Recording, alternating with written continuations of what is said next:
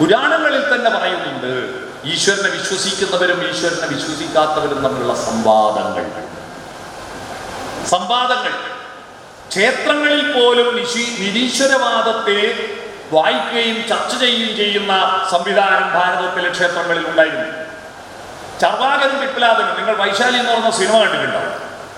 ആ സിനിമയിൽ ഒരു രംഗം ഞാൻ ഇപ്പോൾ, വിഭാണ്ഡകന മുനി, ഋഷ്യസിംഗന്റെ അച്ഛൻ വിഭാണ്ഡക മുനി ഇങ്ങനെ ഇവളെ, തൻ്റെ മകൻ ഋഷ്യസിംഗനെ ഏതോ ഒരാള് പ്രലോഭിപ്പിച്ച് ഏതോ അപ്പുറത്തെ വീട്ടിലെ സന്യാസിമാർ കൊണ്ടുപോകുന്നു പറഞ്ഞപ്പോൾ ഈ സന്യാസിമാരെ തെരഞ്ഞിങ്ങനെ നടക്കുമ്പോൾ ഒരു കൂട്ടം സന്യാസിമാരുമായിട്ട് ഇദ്ദേഹം തർക്കത്തിലേർപ്പെടുന്നു. പിപ്പലാദന്റെ വാദങ്ങൾ ഭ്രാന്തൻ വാദങ്ങളാണെന്ന് വിഭാണ്ഡകൻ പറയുന്നു. അപ്പോൾ അപ്പുറത്തിരിക്കുന്ന സന്യാസി സമൂഹം പറയുന്നുണ്ട്, ഇരിക്കൂ പറയാം. അപ്പൊ ഇദ്ദേഹം പറയുന്നുണ്ട്, ഇപ്പോൾ നേരമില്ല, പിന്നീടാകാം.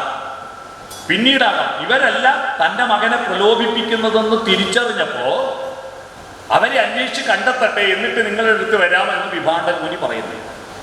ഇതെന്തിനാണ്, സിനിമയുടെ കഥയുമായിട്ട് എന്താണ് ബന്ധമെന്ന് ഒരു ചടങ്ങിൽ പങ്കെടുക്കാൻ വന്നപ്പോൾ ഞാൻ MT യോട് നേരിട്ട് ചോദിച്ചു, ഈ തിരക്കഥയിൽ എന്താണ്? അപ്പൊ MT പറഞ്ഞ മറുപടി അറിയണം. അന്നത്തെ ആസ്തികത, ഈശ്വരവിശ്വാസം നേരിടുന്ന രണ്ട് വെല്ലുവിളികൾ, ഒന്ന് പച്ച ലൗകിക ബോധം, ആത്മീയതയെ നേരിടാൻ. ലൗകിക ബോധം എന്ന് പറഞ്ഞാൽ ഭൗതിക ലോകത്തിലുള്ള ഇഹലോക ജീവിതത്തിന്റെ പ്രണയം, ഇണചേരൽ, സെക്സ് തുടങ്ങിയ ഈ ഈശ്വരവിശ്വാസത്തെ നേരിടുന്ന പ്രധാനപ്പെട്ട ഒരു ഇതായിരുന്നു ലൈംഗികത. അതേപോലെ അന്ന് ഈശ്വരവിശ്വാസം നേരിട്ട മറ്റൊന്ന് ആത്മീയതയെ വെല്ലുവിളിച്ച യുക്തിബോധം.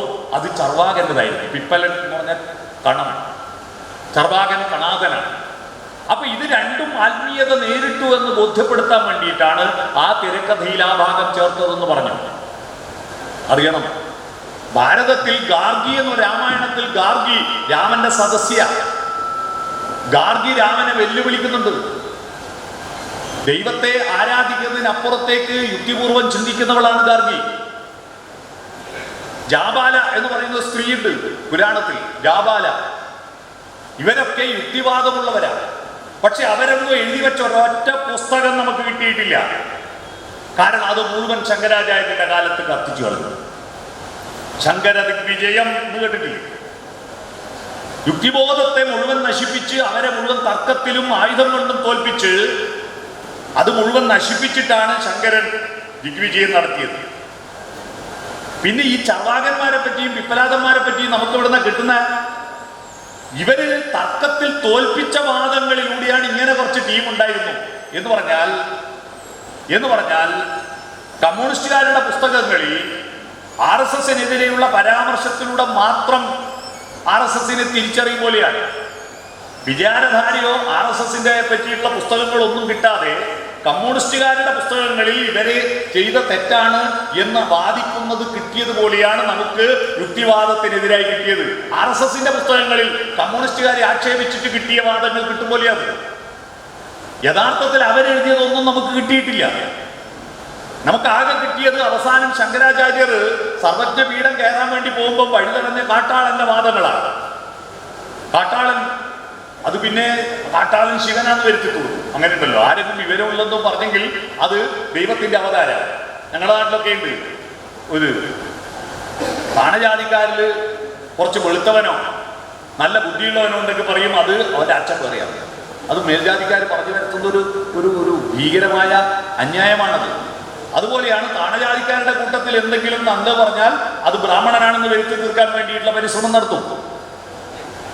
അങ്ങനെയാണ് കാട്ടാളനെ ശിവന്റെ അവതാരം എന്ന് പറഞ്ഞത്. കാട്ടാളൻ ചോദിച്ചു ഇത്രയേ ഉള്ളൂ, ഏങ്കളകുപ്പേല് നട്ട വാഴപ്പഴമല്ലോ നിങ്ങളുടെ ദേവന് പൂജ, ഏങ്കളെ കൊത്തിയാലും നീങ്കളെ കൊത്തിയാലും ഒന്നല്ലേ ചോര. ഇത് ഞങ്ങളുടെ നാട്ടിലെ ഒരു തെയ്യത്തിന്റെ തോറ്റ, തറേന്റെ തോറ്റ, പൊട്ടൻ തെയ്യം എന്ന് അതിന്റെ പേര്. പൊട്ടൻ എന്ന് പറഞ്ഞാൽ പൊട്ടനല്ല, ശങ്കരാചാര്യയെ പൊട്ടനാക്കിയവനാണ് പൊട്ടൻ തെയ്യം. അതാണ് ആ പൊട്ടൻ തെയ്യത്തിന്റെ തോറ്റ ഞാനിപ്പോ ചൊല്ലിയത്. ഞങ്ങളെ കൊത്തിയാലും ചോര ചോപ്പ, നിങ്ങളെ കൊത്തിയാലും ചോര ചോപ്പ, ഞങ്ങളെ കുപ്പയിൽ നട്ട വാഴപ്പഴമല്ലോ നിങ്ങളുടെ ദേവന പൂജ. ഞാനിപ്പോ ഇങ്ങോട്ട് വരുമ്പോ മനോഹരമായ ഒരു കാഴ്ചയുണ്ട്. തിരുനാവായക്കും കുറ്റിപ്പുറത്തിനും ഇടയിൽ റെയിലിന്റെ രണ്ട് ഭാഗത്ത് മനോഹരമായ താമരപ്പാടങ്ങൾ. ഈ താമരപ്പാടങ്ങൾ രാവിലെ എക്സിക്യൂട്ടീവിനോ അല്ലെങ്കിൽ ജനശതാബ്ദിക്കോ വരുന്നുണ്ടെങ്കിൽ ആ താമര വിരിഞ്ഞു നിൽക്കുന്ന മൊട്ട് വിടരാൻ പോകുന്ന മൊട്ട് പറിക്കാൻ വേണ്ടിയിട്ട് വട്ടത്തോണിയിൽ ഒരു സ്ത്രീയും പുരുഷനും ഇങ്ങനെ പോകുന്ന കാണാം. വട്ടത്തോണിയിൽ തുഴഞ്ഞിട്ട് ആ സ്ത്രീ പുരുഷൻ ഇത് പറിച്ചെടുത്തിട്ട് ഗുരുവായൂർ അമ്പലത്തിലാണ് എത്തിക്കുക. ആ സ്ത്രീ ആയിഷയാണ്, ആ പുരുഷൻ അവളെ കെട്ടിയും സലീമാണ്. അവര് പറിക്കുന്ന താമരപ്പൂവ് അർച്ചന വെക്കാം, എവിടെ അവിടെ വെക്കാം. പക്ഷെ അവിടെ ആരോ കാല് കഴിയാൽ ഉടനെ കുളത്തിൽ കാല് കഴിയാൽ പുണ്യാഹം നടത്തണം എന്നാണ് അതിൻ്റെ ഒരു വൈരുദ്ധ്യം എന്ന് പറയുന്നത്. അപ്പം ഞാൻ പറഞ്ഞു വരുന്നത് ഇത് തന്നെയാണ് കാട്ടാളൻ ശങ്കരാചാര്യരോട് ചോദിക്കുന്നത്. മനസ്സിലായി? ശങ്കരാചാര്യരോട് ചോദിക്കുന്നത്. അപ്പൊ അത്തരത്തിൽ നമ്മുടെ രാജ്യത്ത് ആത്മീയതയല്ലാതെ ഭൗതികവാദത്തിൻ്റെതായ പാരമ്പര്യം നമുക്കുണ്ട്. നമുക്ക് എല്ലാറ്റിനെയും അംഗീകരിക്കുന്ന സ്വഭാവമുണ്ട്. മുഗൾ ചക്രവർത്തിമാർ 6 നൂറ്റാണ്ട് ഇന്ത്യയിൽ ഭരിച്ചിട്ടും ഇന്ത്യ രാജ്യത്തെ ഹിന്ദുമതം ഇല്ലാതായി പോയിട്ടില്ല. ഇവിടെ മുസ്ലിങ്ങൾ വന്നപ്പോ അവർക്ക് പള്ളി കൊടുത്തതും അവർക്ക് പെണ്ണിനെ കൊടുത്തതും ഹിന്ദുക്കളാണ്, രാജാക്കന്മാരാണ്, അല്ലേ? അറബികൾ വന്നപ്പോ അവർക്ക് പള്ളി വെക്കാനുള്ള സ്ഥലം കൊടുത്തതും ആ പള്ളി ഉണ്ടാക്കാൻ ആശാരിമാരെ കൊടുത്തതും സാമൂതിരി രാജാവാണ്. ആ പള്ളി ഉണ്ടാക്കാൻ പേർഷ്യന്റെ വാസ്തുശാസ്ത്രം അവർക്ക് അറിയില്ലല്ലോ. ഇവിടുത്തെ ആശാരിമാർ അവർക്ക് ആകെ അറിയുന്നത് അമ്പലത്തിന്റെ വാസ്തുശാസ്ത്രത്തിൽ അവർ പള്ളി ഉണ്ടാക്കി കൊടുക്കും. ഇപ്പൊ അന്ന് നിലനിൽക്കുന്ന പള്ളിയല്ല, ഇപ്പൊ കുറച്ചാൾ പറയാ അത് അമ്പലമായിരുന്നു, പിന്നെ ഇവര് പിടിച്ചിറക്കി പള്ളിയാക്കിയാണ്. കാരണം പള്ളി ഉണ്ടാക്കുന്നത് ഭാരതത്തിലെ വാസ്തുപ്രകാരമാണ് അന്ന് പള്ളി ഉണ്ടാക്കിയത്. അപ്പൊ കാണുമ്പോൾ ഹിന്ദു ക്ഷേത്രം പോലെ ഉണ്ടാവും. അതാണ്. അപ്പൊ വന്നവരെയും എല്ലാവരെയും അംഗീകരിക്കുന്ന സ്വഭാവം ഭാരതത്തിന്റെ പൈതൃകമാണ്. ഈ വിശാലമായ കാഴ്ചപ്പാട് ഭാരതത്തിന്റെ യഥാർത്ഥ പൈതൃകം മതനിരപേക്ഷതയാണ്. എന്തുകൊണ്ടാണ് നമ്മുടെ ഭാരതം മുന്നോട്ട് പോകാവുന്നത്? സനാതനം മാത്രമല്ല, നിങ്ങൾ മനസ്സിലാക്കണം, ഇന്ത്യയിൽ അധ്വാനവും ചിന്തയും കൂട്ടിച്ചേർക്കുന്നതിൽ പരാജയപ്പെട്ടു. അധ്വാനവും ചിന്തയും കൂട്ടിച്ചേർക്കുന്നതിൽ പരാജയപ്പെട്ടു. അറിവിനെ പ്ലസ് ആക്കിയില്ല. ആദ്യം അറിവിനെ പ്ലസ് ആക്കണം. ഇങ്ങനെ അറിവിനെ പ്ലസ് ആക്കുക, പാഠപുസ്തകം പഠിച്ചാൽ മാത്രം അറിവാവില്ല, അത് പ്ലസ് ആവില്ല. പാഠപുസ്തകം പഠിച്ചുകൊണ്ട് മാത്രം അറിവാവില്ല. പരന്ന വായന എക്സ് ആക്സിസും ആഴത്തിലുള്ള ചിന്ത വൈ ആക്സിസുമാണ്. അതാണ് പ്ലസ്. പ്ലസ് എന്ന ചിഹ്നത്തിന്റെ അർത്ഥം മനസ്സിലായില്ലേ? പരന്ന വായനയും ആഴത്തിലുള്ള ചിന്തയും വേണം. അധ്യാപകർ പറയുന്നത് കേട്ടിട്ട് കുട്ടികൾ പരീക്ഷ എഴുതിയാൽ അവൻ എ പ്ലസ് അല്ല. അവന്റെ യുക്തിബോധത്തിനും അവന്റെ ചിന്തയ്ക്കും അവന്റെ അനുഭവത്തിനും അവന്റെ വികാരത്തിനും അനുസരിച്ച് അതിനെ പുതുക്കിയിട്ട് അവന്റെ നാടും അവന്റെ കാലവുമായിട്ട് അതിനെ കണക്ട് ചെയ്യണം. സ്പേഷ്യൽ അല്ല നമ്മുടെ അറിവുകളൊന്നും. സ്പേഷ്യൽ പ്ലാനിങ് എന്ന് കേട്ടിട്ടുണ്ടോ നിങ്ങൾ? സ്ഥലീയ വികസനം, സ്ഥലവുമായി ബന്ധപ്പെട്ടുള്ള വികസന പ്രവർത്തനങ്ങൾ. അതുപോലെ സ്പേഷ്യൽ നോളജ് ഇല്ല. അതുകൊണ്ടാണ് കുട്ടികൾ ജയിച്ച ഉടനെ ലണ്ടനിലേക്ക് പോകുന്നു, കാനഡയിലേക്ക് പോകുന്നു, ജർമ്മനിയിലേക്ക് പോകുന്നു. പോയവനൊന്നും ഇങ്ങ് തിരിച്ചു വരാത്തത് എന്താ? ഇവൻ ഈ നാടുമായിട്ട് ബന്ധമില്ല, കാലവുമായിട്ട് ബന്ധമില്ല. കാലദേശങ്ങൾ, കാലം എന്ന് പറയുന്നത് വൈ ആക്സിസും ദേശം എന്ന് പറയുന്ന എക്സ് ആക്സിസുമാണ്. അതാ പ്ലസ്. ഇനിയും പ്ലസ് ഉണ്ട്. ആ പ്ലസ് സ്ഥലകാലങ്ങൾ പോലെ തന്നെ അധ്വാനവും ചിന്തയും ചേർക്കണം. എന്ന് പറഞ്ഞാൽ കർമ്മം, അറിവിനെ അധ്വാനത്തിലേക്ക് കൊണ്ടുവരണം. ഇന്ത്യയിൽ അറിവുള്ളവർ ഒരു പണിയെടുക്കില്ല, പണിയെടുക്കുന്നവർക്ക് അറിവുണ്ടായിരുന്നില്ല. അതാ ഇന്ത്യ പുറകോട്ട് പോയത്. അറിവുള്ള തമ്പുരാക്കന്മാര് ശ്ലോകം ചൊല്ലും. മർത്യാകാരേണ ഊപി വസനനിരകവർന്നോ ഒരു ദൈത്യാരിയത്തൻ ചിത്തേ ബന്ധിച്ചവൻ ഈശ്വര തവ നീതിക്കു തെറ്റില്ല. പക്ഷേ കൊൽത്താർമകളിതാ തൻ കണവനെ വിടുവാൻ ആശ്രയിക്കുന്നു ദാസീ വൃത്യ കണിവകളിൽ ഉദിക്കൊല്ല കാരുണ്യരാശേ എന്നൊരാൾ ചൊല്ലുമ്പോ അപ്പുറത്താള് താരിൽ തന്നീകടക്ഷഞ്ചല മധുപകുലാരാമ രാമാജനാനാം നീരിൽ താർബാണ വൈരാഗര നികരതമോ മണ്ഡലി ചണ്ടഭാനോ നേരത്താതൊന്നും നീയാം തൊടുകുറികളെയാതൊന്നും മേഷാ കുളിക്കും നേരത്തിനിപ്പുറം വിക്രമധുവര ധരാഹന്തകൽപന്തോയേ എന്ന ശ്ലോകം കേട്ടിട്ട് ഉദ്ദണ്ണ ശാസ്ത്രികൾ കാക്കശ്ശേരി നമ്പൂതിരിക്ക് ഹന്ത പ്രയോഗം ഉണ്ടല്ലോ, റൊമ്പ പിടിച്ചാച്ച് ഇന്ത പട്ട് ഹന്തയ്ക്ക് ഇന്ത പട്ട് കൊടുത്തു. സാമൂതിരിയുടെ കൊട്ടാരത്തിലെ ചരിത്രത്തിൽ എഴുതി വെച്ചതായിരുന്നു. ഇങ്ങനെ ശ്ലോകം ചൊല്ലുന്നവർ ഒരു പണിയെടുക്കില്ല, തമ്പുരാക്കന്മാർ ഒരു പണിയെടുക്കില്ല. എന്നാ പണിയെടുക്കുന്നവർക്കോ അക്ഷരജ്ഞാനമില്ല. അവർക്ക് സ്കൂളിൽ ശൂദ്രന്മാർക്ക് പോലും അക്ഷരപ്രയോഗമില്ല. ശൂദ്രൻ അക്ഷര സംയുക്ത ദൂരത പരിവർത്തിയെ, അവനെ ദൂരെ ആട്ടിയാ കെട്ടണം, അഥവാ കേട്ടുപോയിട്ടുണ്ടെങ്കിൽ ചെവിയിൽ ഈയമൊരുക്കുകയും. ഈ അധ്വാനവും ചിന്തയും കൂട്ടിച്ചേർക്കുന്നതിൽ നമ്മുടെ രാജ്യം പരാജയപ്പെട്ടത് കൊണ്ടാണ് ഇത്രയും ബുദ്ധിജീവികളുള്ള ഈ രാജ്യത്ത് വികാസമില്ലാതായി പോയത്. നിങ്ങൾ തിരിച്ചറിയണം. അത് കൂട്ടിച്ചേർത്തത് എപ്പോഴാണ്? നവോത്ഥാന കാലഘട്ടത്തിലാണ്. ഇന്ത്യൻ നവോത്ഥാന കാലഘട്ടം ഐത്തത്തെയും അന്ധവിശ്വാസത്തെയും ഒഴിവാക്കിയതിനേക്കാൾ ഏറ്റവും വലിയ നേട്ടം അറിവുള്ളവനെ കൊണ്ട് പണിയെടുക്കാൻ പറയുകയും പണിയെടുക്കുന്നവന് അറിവ് കൊടുക്കുകയും ചെയ്തു.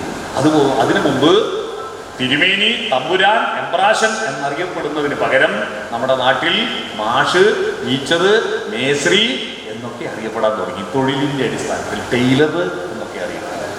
തൊഴിലിന്റെ പേരിൽ, ജന്മത്തിന്റെ പേരിലല്ല അറിയപ്പെട്ടത്, തൊഴിലിന്റെ പേരിൽ അറിയപ്പെടാൻ തുടങ്ങി. അങ്ങനെ പണിയെടുക്കാൻ, അങ്ങനെയാണ് അയ്യങ്കാളിയുടെ വില്ലുവണ്ടി സമരത്തിന്റെ പ്രസക്തി. എന്താ? ഞങ്ങളുടെ വീട്ടിലെ കുട്ടികൾക്ക് സ്കൂളിൽ പ്രവേശനം തന്നിട്ടില്ലെങ്കിൽ നിങ്ങളുടെ വയലുകളിൽ മുട്ടിക്കൊല്ലു മുളക്കും. ഇന്ത്യയിലെ സംഘടിത തൊഴിലാളി പ്രസ്ഥാനം ഉണ്ടാകുന്നതിന് മുമ്പ് ഇന്ത്യയിൽ ആദ്യത്തെ പണിമുടക്കതായിരുന്നു. ഞങ്ങൾ വയലിൽ കൊയ്യാൻ ഇറങ്ങില്ല, ഞങ്ങൾ വിതയ്ക്കാൻ ഇറങ്ങില്ല. അവന് സ്കൂളിൽ പ്രവേശനം കിട്ടി. ഇന്ന് എല്ലാവർക്കും ജാതി മതം നോക്കാതെ സ്കൂളിൽ പ്രവേശനം കിട്ടുന്നു മാത്രമല്ല, ജാതിയും മതം ഉള്ളവന് മുൻഗണന കൊടുക്കുന്നു. ഇത് താണജാതി. പണ്ട് വിദ്യാഭ്യാസം കിട്ടാത്തവന് മുൻഗണന കൊടുക്കാനുള്ള സംവരണം ഇന്ത്യൻ ഭരണഘടനയിൽ എഴുതി വെച്ചു. അപ്പൊ അധ്വാനവും ചിന്തയും ചാലിച്ചു ഒരാൾ, കർമ്മവും ചിന്തയും ചാലിച്ച ഒരാളുണ്ട്. അയാളാണ് ഇന്ത്യയിലെ ആദ്യത്തെ എ+കാരൻ. കർമ്മം X ആക്സിസ്, ചിന്ത Y ആക്സിസ്. കർമ്മ ചിന്ത ഗാന്ധി, അതാ കരംചന്ദ് ഗാന്ധി. പിടികിട്ടിയോ? പണിയെടുക്കുക. ചർക്കയിൽ നൂല് നൂറ്റു, അല്ലേ? നൂല് നൂറ്റു വിൽക്കുകയും ചെയ്തു, പഠിക്കുകയും ചെയ്തു. അതാണ് മോഹൻദാസ് കരംചന്ദ് ഗാന്ധി. ഈ കരംചന്ദ് ഗാന്ധിയെ വെടിവെച്ചതോടുകൂടി ഇന്ത്യയിലെ സാധാരണ മനുഷ്യർ ഈ ബ്രാഹ്മണ മേധാവിത്വത്തിന്റെ രാഷ്ട്രീയത്തിൽ നിന്ന് വിട്ടുനിന്നു. അവരെ കൂടെ നിന്നില്ല. ഗാന്ധിയുടെ ഓർക്കുന്നത്രയും കാലം ഇന്ത്യയിൽ ഈ മതമേധാവിത്വത്തിന് രാഷ്ട്രീയ അധികാരം കിട്ടിയില്ല. ഇപ്പോ RSS രൂപീകരിച്ചിട്ട് 100 വർഷമായി എന്ന് പറഞ്ഞിട്ട് അവർ ആഘോഷിക്കുന്നുണ്ടല്ലോ. യഥാർത്ഥത്തിൽ RSSന് 100 വർഷമല്ല ആഘോഷിക്കാൻ അധികാരം. 2000 ഈ സനാതന ധർമ്മം ഉണ്ടായിട്ട് 1-2000 കൊല്ലായി. 2000 കൊല്ലമായി അവരിവിടെ നടത്തിക്കൊണ്ടിരിക്കുക. ഹിന്ദു ഉണർന്നാൽ ദേശം ഉണർന്നു എന്ന് പറഞ്ഞല്ലോ. സ്വാതന്ത്ര്യം കിട്ടുന്നതിന് മുമ്പ്, ബ്രിട്ടീഷുകാർ വരുന്നതിന് മുമ്പ് പിന്നെ ആരായിരുന്നു ഇവിടെ ഉണർന്നത്? തിരുവിതാംകൂർ രാജാവായിരുന്നു, ഹിന്ദുവല്ലേ? പത്മനാഭസ്വാമി ക്ഷേത്രത്തിൽ അടിയറ വെച്ച മാർത്താണ്ഡവർമ്മ, അധികാരം അടിയറ വെച്ച മാർത്താണ്ഡവർമ്മ ഹിന്ദുവല്ലേ? കൊച്ചി രാജാവ് ശക്തൻ തമ്പുരാൻ ഹിന്ദുവല്ലേ? എന്റെ നാട് പഴശ്ശിരാജാവിന്റെ നാട്, ശ്രീപോർക്കലിയെ ധ്യാനിക്കുന്ന പഴശ്ശിരാജാവ് ഹിന്ദുവല്ലേ? വീരപാണ്ഡ്യ കട്ടബൊമ്മനും കൃഷ്ണദേവരായരും പൃഥ്വിരാജ് ചൗഹാനും ചന്ദ്രഗുപ്ത മൗര്യനും തോണ്ടിയ വാഹനങ്ങളെല്ലാം ഹിന്ദുവല്ലേ? അല്ല, ഹിന്ദുവാണ്. അവരാണ് വിദ്യാരാജ്യം ഏറെക്കാലം ഭരിച്ചത്. പുരോഹിതന്മാരുടെ നിർദ്ദേശപ്രകാരം മതാധിഷ്ഠിത ഭരണമായിരുന്നു. അതിന്റെ പേര് നാടുവാഴിത്വം എന്നായിരുന്നു. ആ നാടുവാഴിത്വത്തിന്റെ ഏറ്റവും പ്രധാനമായ കർത്തവ്യം ചാതുർവർണ്ണ്യത്തെ നിലനിർത്തുക എന്നതായിരുന്നു. ചാതുർവർണ്ണ്യ വർണ്ണാശ്രമ ധർമ്മങ്ങൾ നശിച്ചു പോകരുത്, അതായത്. എന്നാൽ അതിനെ തകർത്തുകൊണ്ട് അതിനകത്തു നിന്ന് പഴയ ഫിലോസഫി എടുത്ത് ഉത്തിഷ്ഠത ജാഗ്രത പ്രാപ്യവരാൻ നിബോധത എന്ന് പറഞ്ഞുകൊണ്ട് വിവേകാനന്ദൻ വന്നു. അദ്ദേഹം നിലവിലുള്ള രാജാക്കന്മാരുടെ, ഹിന്ദു രാജാക്കന്മാരുടെയും പുരോഹിതന്മാരുടെയും നിയന്ത്രണത്തിൽ നിന്ന് ഇന്ത്യയുടെ ഫിലോസഫിയെ മോചിപ്പിക്കുവാൻ വേണ്ടി പരിശ്രമിക്കുകയും അദ്ദേഹം വിദേശ രാജ്യങ്ങളിൽ ഹിന്ദുമതം അറിയപ്പെട്ട അന്ധവിശ്വാസങ്ങളും അനാചാരങ്ങളും കൂടോത്രവും മന്ത്രവാദവും അല്ലെന്നും അതിൻ്റെ അടിയിൽ അദ്വൈതം പോലുള്ള മനോഹരമായ ഫിലോസഫി ഉണ്ടെന്നും ചിക്കാഗോയിൽ പോയി പ്രസംഗിച്ചപ്പോഴാണ് ലോകരാജ്യങ്ങൾ ഇങ്ങനൊരു ഫിലോസഫിക്ക് ബാക്ക്ഗ്രൗണ്ട് ഇന്ത്യക്കുണ്ടെന്ന് അറിയാൻ തുടങ്ങിയത്. അത് ബോധ്യപ്പെട്ടപ്പോഴാണ് ഇന്ത്യ രാജ്യത്തെ ജനങ്ങൾ ഈ തമ്പുരാക്കന്മാരുടെ കെട്ടുപാടുകളിൽ നിന്ന് മോചിതരായിട്ട് രാഷ്ട്രീയ പ്രസ്ഥാനങ്ങളുടെ പുറകെ പോവുകയും സ്വാതന്ത്ര്യ സമരത്തിൽ പങ്കെടുക്കുകയും ചെയ്തത്. അത് സ്വാതന്ത്ര്യ സമരത്തിൽ പങ്കെടുക്കുന്നത് സനാതന മൂല്യങ്ങൾക്ക് വിരുദ്ധമാണെന്ന ഭയം കൊണ്ടാണ് അന്ന് സ്വാതന്ത്ര്യ സമരത്തിൽ പങ്കെടുക്കണ്ട എന്ന് ഈ 100 വർഷം മുമ്പ് ഉണ്ടാക്കിയ പ്രസ്ഥാനത്തെ രൂപീകരിച്ച ആൾ പറഞ്ഞത്. മനസ്സിലായോ? സ്വാതന്ത്ര്യ സമരത്തിൽ പോകുന്നത് വിഡ്ഢിത്തമാണ്, സമയങ്ങളേലാണ്. അതിന്റെ തുടർച്ചയായിട്ട് ഈ സനാതന മൂല്യങ്ങൾ കൊണ്ടു നടക്കുന്ന അധികാരം ഇന്ത്യ രാജ്യത്ത് ഉണ്ടാകുന്നത് തടഞ്ഞത് ഗാന്ധിയുടെ രക്തസാക്ഷിത്വം. ഗാന്ധിയുടെ രക്തസാക്ഷിത്വത്തോടുകൂടി എന്തായി? ഈ ബ്രാഹ്മണ മേധാവിത്വം, ചാതുർവർണ്ണ്യം തുടങ്ങിയ കാര്യങ്ങൾ യഥാർത്ഥത്തിൽ നമ്മുടെ രാജ്യത്തിനും രാഷ്ട്രീയ സ്വാതന്ത്ര്യത്തിനും എതിരാണെന്ന് ബോധ്യപ്പെട്ട ആളുകൾ അതിന്റെ പുറകെ പോയില്ല. 10-70 വർഷം അതിൽ നിന്ന് മോചനം കിട്ടി. പക്ഷെ ഗാന്ധിയുടെ സ്മരണകൾ കുറഞ്ഞു. സ്വാതന്ത്ര്യ സമരത്തിന്റെ മൂല്യം അറിയാത്ത രാഷ്ട്രീയ നേതാക്കളായി. അവർക്ക് അധികാരം മാത്രം കേന്ദ്രീകരണമായി. അപ്പോഴെന്താ? ഇരുവഴിയിൽ പെരുവഴി നല്ലൂ എന്നൊരു ചൊല്ലുണ്ട് നാട്ടിൽ. ഇരുവഴിയിൽ പെരുവഴി നല്ലൂ. രണ്ട് വഴിക്ക് പോകണം. ഏത് വഴിയാ തിരഞ്ഞെടുക്കേണ്ടത്? വീതി കൂടിയ വഴിയിൽ പോവുക. കൂടുതൽ ആരുടെ അടുത്തേക്ക് പോകും? അധികാരത്തിലേക്ക്, കൂടുതൽ ഭൂരിപക്ഷമുള്ളിടത്തേക്ക് സ്വാഭാവികമായി ചൂഷണത്തിന് മനസ്സുള്ളവർ സ്വാഭാവികമായി മാറും. അങ്ങനെയാണ് ഇന്ത്യൻ നാഷണൽ കോൺഗ്രസ് എന്ന് പറയുന്ന സ്വാതന്ത്ര്യ സമരത്തിന്റെ പാരമ്പര്യമുള്ള പ്രസ്ഥാനത്തിന്റെ നേതാക്കന്മാര് ഏതാണ്ട് അവരാണ് ഇപ്പോൾ രാജ്യം ഭരിക്കുന്ന പ്രധാനമന്ത്രിയുടെ പാർട്ടിയിൽ 77% ആളുകളും ഇന്ത്യയിൽ സ്വാതന്ത്ര്യ സമരത്തിന്റെ പാരമ്പര്യമുള്ള പാർട്ടിയുടെ മുഖ്യമന്ത്രിയും മന്ത്രിമാരും പ്രധാനമന്ത്രി അടക്കം പോകുന്നു അങ്ങോട്ട്, അല്ലേ? അവരടക്കം പോകുന്നു. കാരണം അധികാരമാണ് പ്രധാനം. ദേവഗൗഡ എന്ന് പറയുന്നത് BJPയെ അകറ്റി നിർത്താൻ വേണ്ടി ഇന്ത്യയിലെ ഇടതുപക്ഷത്തിന്റെ അടക്കം പിന്തുണയോടുകൂടി പ്രധാനമന്ത്രിയായ മനുഷ്യനാണ് ദേവഗൗഡ. ആ ദേവഗൗഡയുടെ പാർട്ടി ഇപ്പോ BJPയുടെ മുന്നണിയിലാണ് കർണാടകത്തിൽ. അതിന്റെ ദുരന്തം നിങ്ങൾ ആലോചിക്കുക. അതിന്റെ കാരണം എന്താ? അധികാരം ഇരുവഴിയിൽ പെരുവഴി നല്ലു. കൂടുതൽ ആളുള്ള കൂട്ടത്തിൽ ചേരും. ആള് കൂടുതലുള്ളിടത്ത് നിൽക്കും. പണ്ട് അക്ബർ ചക്രവർത്തി സദസ്സിൽ ഒരു തർക്കം നടന്നു.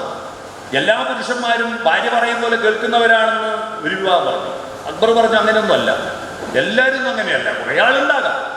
ഭാര്യ പറഞ്ഞ് കേൾക്കാതെ സ്വന്തം ധൈര്യം തൻ്റെ ഇടം കാത്തുരക്ഷിക്കുന്ന പുരുഷന്മാരും രാജ്യത്തുണ്ട്, നോക്കാമൊക്കെ. അപ്പോ ആ കൊട്ടാരത്തിന്റെ പുറത്തുള്ള അങ്ങാടിയിലുള്ള കുറെ ആളുകളോട് വരാൻ പറഞ്ഞു. എന്നിട്ട് അക്ബർ പറഞ്ഞു, ഭാര്യ പറഞ്ഞ് കേൾക്കുന്നവരെല്ലാം വലതുവശത്ത് നിൽക്കുക, ഭാര്യ പറഞ്ഞ് കേൾക്കാതെ നിൽക്കുന്നവരെല്ലാം ഇടതുവശത്ത് നിൽക്കുക. അക്ബർ നാണുകെട്ട് പോയി. ആളെല്ലാം വലതുവശത്തേക്കാണ് പോകുന്നത്.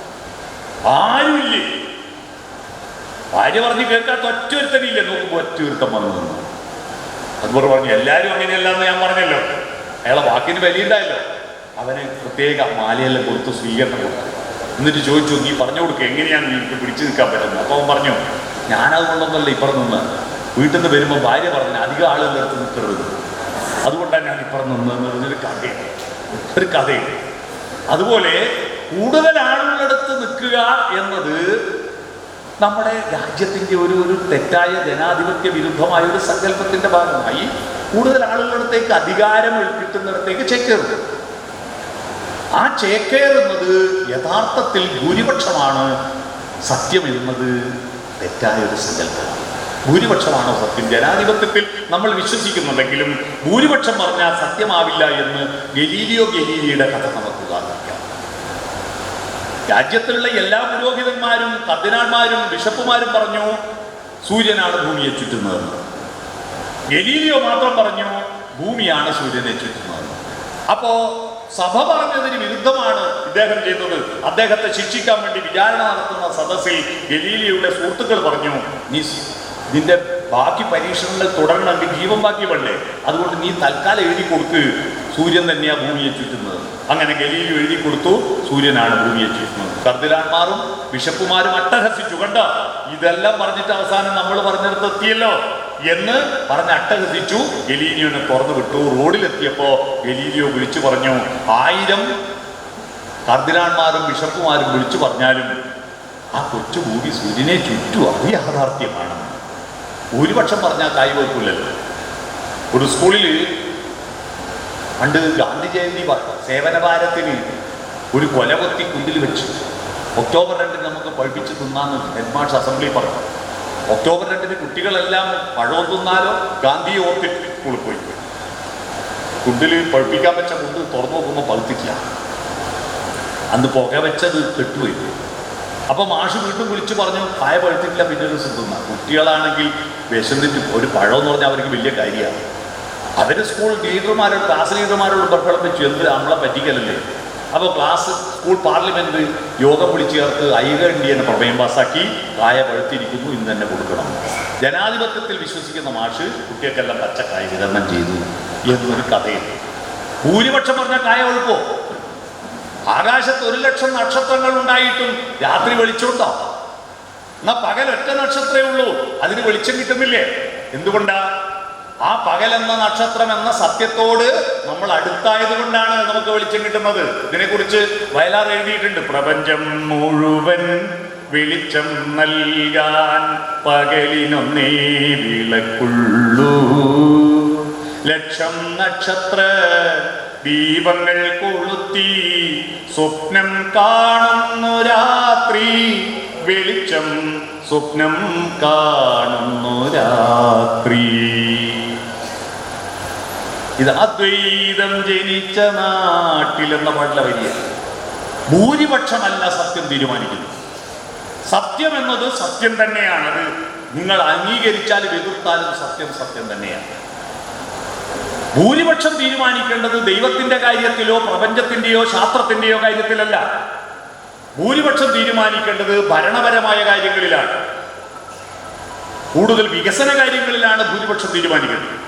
പക്ഷെ ഇപ്പൊ ഭൂരിപക്ഷം ഉപയോഗിച്ചിട്ട് ദൈവകാര്യങ്ങൾ തീരുമാനിക്കുകയും ദൈവകാര്യങ്ങൾ ഉപയോഗിച്ചിട്ട് അധികാരം സ്ഥാപിക്കുകയും ചെയ്യുന്ന ഒരു ഭീകരതയാണ് ഇന്നത്തെ ഈ ലോകത്ത് ഉണ്ടായിക്കൊണ്ടിരിക്കുന്നത്. ഇപ്പൊ ട്രംപിന്റെ ഭരണകൂടം നോക്കൂ. ട്രംപിന്റെ ഭരണകൂടം യഥാർത്ഥത്തിൽ മാനവിക വിരുദ്ധമാണ്. അദ്ദേഹം അധികാരം ഏറ്റെടുത്തപ്പോൾ ആദ്യം ചെയ്തത് രാജ്യത്താകമാനം മണ്ണിൽ മുഴുവൻ മാലിന്യം കലർത്തുന്ന പ്ലാസ്റ്റിക് സ്ട്രോ നിരോധിച്ചിരുന്നു ആ രാജ്യത്ത്. അത് തിരിച്ചു കൊണ്ടുവന്നു. ആദ്യം ചെയ്തത് പ്ലാസ്റ്റിക് സ്ട്രോ നിരോധിച്ചത് അമേരിക്കയിൽ. അദ്ദേഹം ആദ്യം ചെയ്തത് പ്ലാസ്റ്റിക് സ്ട്രോ തിരിച്ചു കൊണ്ടുവന്നതാണ്. ഈ പ്ലാസ്റ്റിക് സ്ട്രോ ഇല്ലാഞ്ഞിട്ട് ജനങ്ങൾ കഷ്ടപ്പെടുകയാണ്. നിങ്ങൾ ആലോചിച്ചിട്ട് അതിൻ്റെ ഒരു വിഡിത്തം നിങ്ങൾ ആലോചിക്കുക. അതുകൊണ്ട് ഇപ്പൊ നമ്മുടെ നാട്ടിൽ പരിസ്ഥിതിക്ക് വേണ്ടി സംസാരിക്കുന്നവർ ന്യൂനപക്ഷമാവും. അതുകൊണ്ട് ന്യൂനപക്ഷമായതുകൊണ്ട് അവർ പറയുന്നത് സത്യമല്ലാതാവുന്നില്ല. എൻ്റെ നാട്ടിൽ കൊട്ടിയൂർ എന്ന് പറയുന്ന സ്ഥലത്ത് മാധവ് ഗാഡ്ഗിലിന്റെ റിപ്പോർട്ട് വന്ന ഉടനെ ആ പ്രദേശത്തുള്ള കർഷകരെല്ലാം കൂടി അവിടുത്തെ ഫോറസ്റ്റ് ജീപ്പ് കത്തിച്ച് കംപ്ലീറ്റ് കലാപമായിരുന്നു. അല്ലേ, കലാപമായിരുന്നു. കാരണം ഭൂരിപക്ഷം കുന്നിന് എതിരാണ്. മാധവ് ഗാഡ്ഗില് കുന്നിന് അനുകൂലമാണ്. കുന്നിന് വോട്ടില്ലല്ലോ. കുന്നിന് പോയിട്ട് വോട്ട് ചെയ്യാനും കുന്നിന് പോയിട്ട് അഭിപ്രായം പറയാൻ ആളില്ലല്ലോ. അപ്പോ സത്യത്തെ ഭൂരിപക്ഷം ന്യൂനപക്ഷം കൊണ്ട് തീരുമാനിക്കേണ്ടതല്ല, സത്യവും അസത്യവും എന്ന് തീരുമാനിക്കണം. ശരിയും തെറ്റുമൊന്നും തീർച്ചപ്പെട്ടിട്ടില്ല ഇതേവരെ എന്ന സോഫോക്ലിസിന്റെ ഒരു വചനമുണ്ട് ഏതൻസിലെ റിപ്പബ്ലിക്കൻ കോടതിയിൽ. അപ്പൊ ഞാൻ പറയുന്നത് ഭരണവും സത്യവും തമ്മിൽ ബന്ധം പറയാം. സത്യത്തെ തീരുമാനിക്കുന്നത് ഭരണകൂടമല്ല, ശാസ്ത്രമാണ്. ഭരണത്തിന്റെ ഭൂരിപക്ഷം നോക്കിയിട്ട് സത്യവും അസത്യവും തീരുമാനിക്കാൻ പറ്റില്ല. എന്നാൽ ഇപ്പൊ ഇവിടെ നടന്നുകൊണ്ടിരിക്കുന്നത് ഭൂരിപക്ഷവും വിശ്വാസികളുടെ ഭൂരിപക്ഷം അവരധികവും ഭൂതകാലത്തിന്റെ തടവറയിലാണ്. അങ്ങനെയാവുമ്പോൾ അയ്യപ്പ പണിക്കര് പറഞ്ഞതുപോലെ ഭാവി ഒരു ഭൂതമാകുന്നു. കേട്ടിട്ടുണ്ടോ? മൃത്യുപൂജ എന്ന കവിതയിൽ അയ്യപ്പ പണിക്കര് പറയുന്നുണ്ട്, ഭാവി ഒരു ഭൂതമായി നോക്കുന്നു ഷസ്സിന്റെ ദീതികഥീണമിട്ടാരുണ്ടു കേൾക്കുവാൻ. ഭാവി ഒരു ഭൂതമാകും. ഇന്ത്യയിലെ രാജാവ് പറയുന്നു, ഇന്ത്യയിൽ മന്ത്രി ഉണ്ടായിരുന്നു, MLA ഉണ്ടായിരുന്നു, MP ഉണ്ടായിരുന്നു. ഇപ്പൊ രാജാവ് പറയുന്നു, എന്റെ ശമ്പളം പ്രജകളുടെ കഞ്ഞിപ്പാത്രത്തിലേക്ക് ഇട്ടുകൊടുക്കുന്നു എന്നൊരു രാജാവ് പരസ്യമായി പറയാ. നിങ്ങൾ ആലോചിച്ച് നോക്കൂ, യാതൊരു നാണോ ഇല്ലാട്ട് പറയാ, പ്രജകളുടെ കഞ്ഞിപ്പാത്രം. ശ്രദ്ധിച്ചോളൂ, കഞ്ഞിപ്പാത്രം എന്ന് പറഞ്ഞാൽ എന്താണെന്നറിയോ? കമണ്ടലു ഭിക്ഷാന്തേഹി, രാജാക്കന്മാരുടെ ആനുകൂല്യങ്ങൾ ഇങ്ങനെ അവർക്ക് ഇട്ട് കൊടുക്കുക. ജനങ്ങൾക്ക് അതേ വേണ്ടു. അയാൾ വന്നിട്ട് എനിക്ക് 200 റുപ്യ തന്നു. ഓ സന്തോഷം, 200 റുപ്യ തന്നു.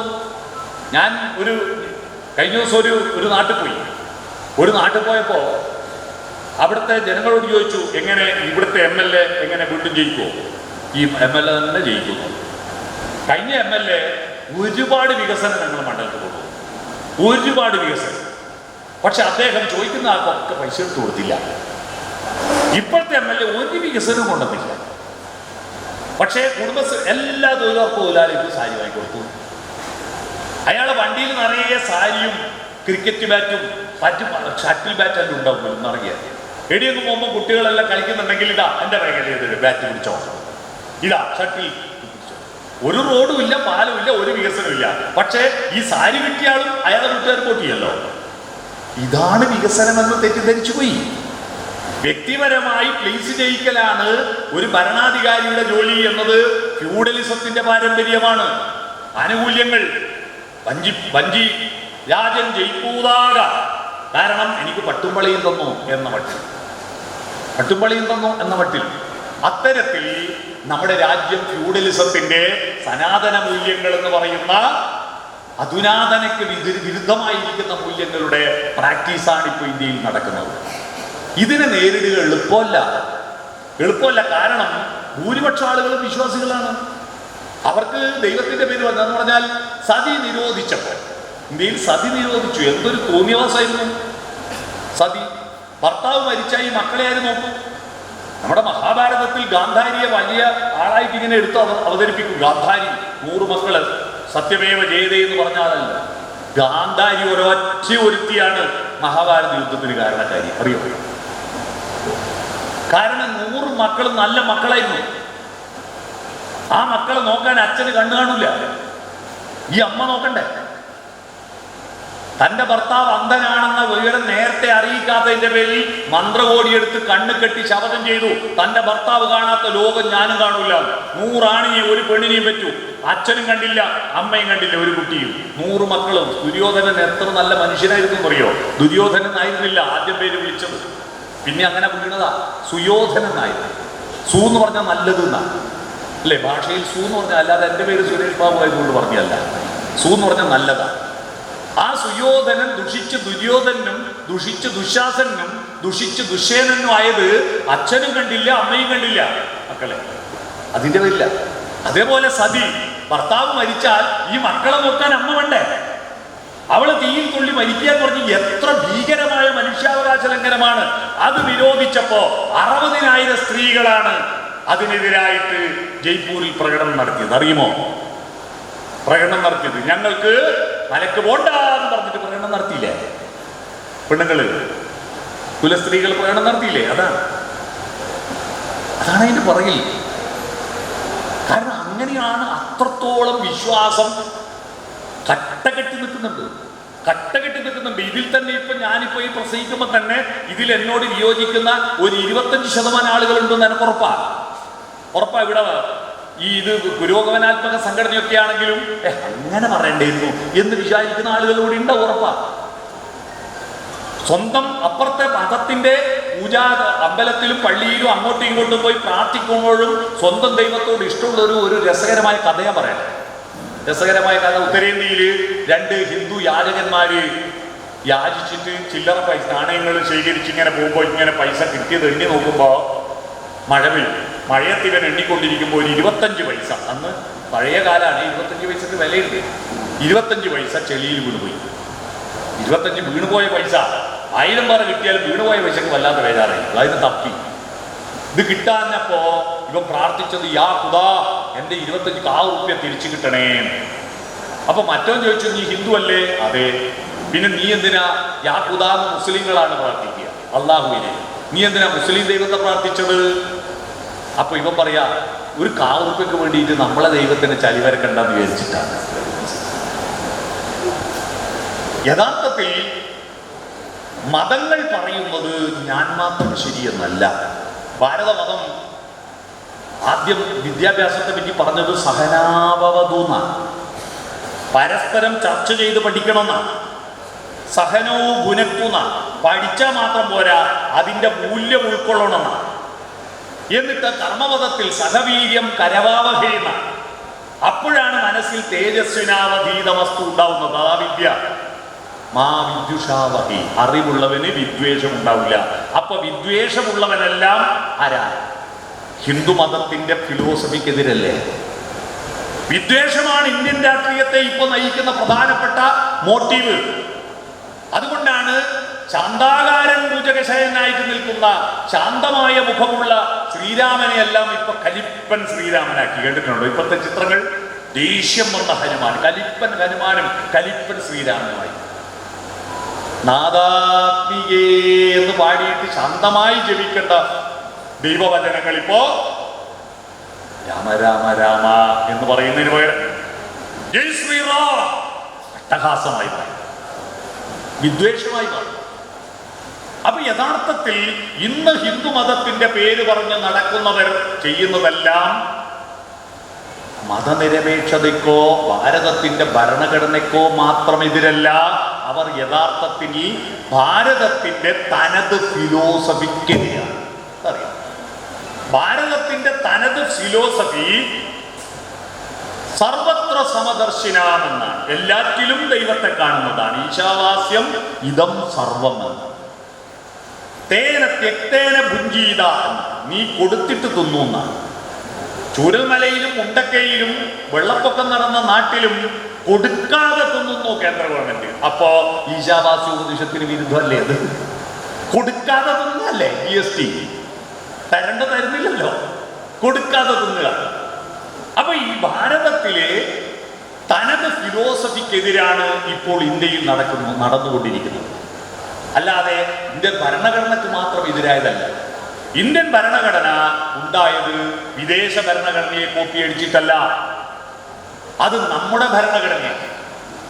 ഒരു മനുഷ്യനിൽ ഒരു മൃഗവുമുണ്ട്, ലോകം കീഴടക്കുന്ന ഒരു സിംഹഭാവവുമുണ്ട്. പരസ്പരം കടിച്ചു കീറുന്ന മൃഗമുണ്ട്, സിംഹമുണ്ട്. 4 ദിക്കിലേക്ക് തിരിഞ്ഞു പോകുന്ന സിംഹമുണ്ട്. കലിംഗ യുദ്ധം കണ്ട് മനംമടുത്തിട്ട് അശോകൻ പറഞ്ഞു, പരസ്പരം പൊരുതുന്ന സിംഹം വേണ്ട, അഭിമുഖ സിംഹം വേണ്ട, പരാമുഖ സിംഹം മതി. അതാണ് അശോകസ്തംഭം. 4 ദിക്കിലേക്ക് തിരിഞ്ഞു പോകുന്ന സിംഹം അല്ലേ? ആ അശോകസ്തംഭം നമ്മുടെ നാണയങ്ങളിലും കറൻസികളിലെല്ലാം വന്നിരുന്നു അല്ലേ? ആ കറൻസികളിൽ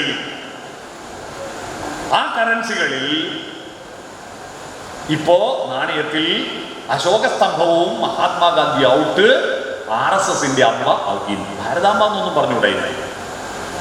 RSS അമ്മ കടിച്ചു കീറുന്ന ആക്രമിക്കാൻ വരുന്ന സിംഹം മതി, 4 ദിക്കിലേക്ക് തിരിഞ്ഞു പോകുന്ന സിംഹം വേണ്ടതല്ലേ പറഞ്ഞേക്കർത്ഥം അല്ലേ? അത് ഇന്നാണ്. ആക്രമിക്കാൻ വരുന്ന സിംഹം ഇന്ത്യ, 4 ദിക്കിലേക്ക് പോകുന്ന സിംഹം വേണ്ട. സ്നേഹം വേണ്ട, വെറുപ്പ്. പ്യാരേക്കോ സീതാറാം വേണ്ട, വെറുപ്പോടുകൂടി ശ്രീരാം പറയും എന്നാണ് വരുന്നത്. അത് ഭീകരമായ ഒരു അവസ്ഥയാണ് നമ്മുടെ രാജ്യത്ത് വന്നിരിക്കുന്നത്. ഈ വന്നിരിക്കുന്നതിനെ നേരിടാൻ എന്താ മാർഗം? മതങ്ങളെ മുഴുവൻ എതിർത്തിട്ടുള്ള ഒരു പ്രവർത്തനം കൊണ്ട് നമുക്ക് ഒരു കാര്യവുമില്ല.